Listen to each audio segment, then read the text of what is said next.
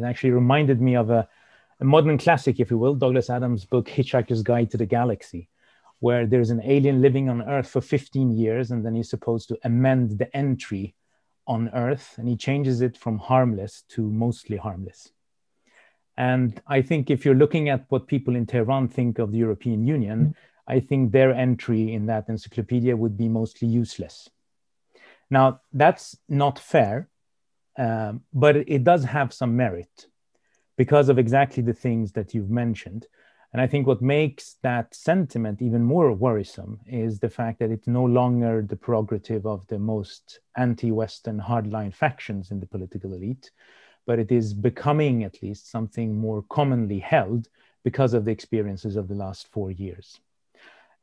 And so while the debate in Tehran, obviously, on what to do with the Europeans and what to do with Americans is a never-ending one, I think we have to remember that the nuclear agreement was the pinnacle. It was the high point of the idea that you could, through negotiations, reach an accommodation and a rapprochement with the West, if you will, but particularly with the Europeans and via the Europeans with the Americans.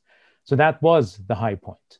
And the 4 years after that have been the absolute disappointment and confirmation of the worst case aspersions cast on Europe and the United States by anyone in Iran. And so from the sense of, even a clock that's not working will work at least twice per day, you can say on this one, the hardliners were right. You couldn't trust Americans. And this is where we now come to Europe. You can't trust Americans, but the Europeans were playing ball. What happened to them?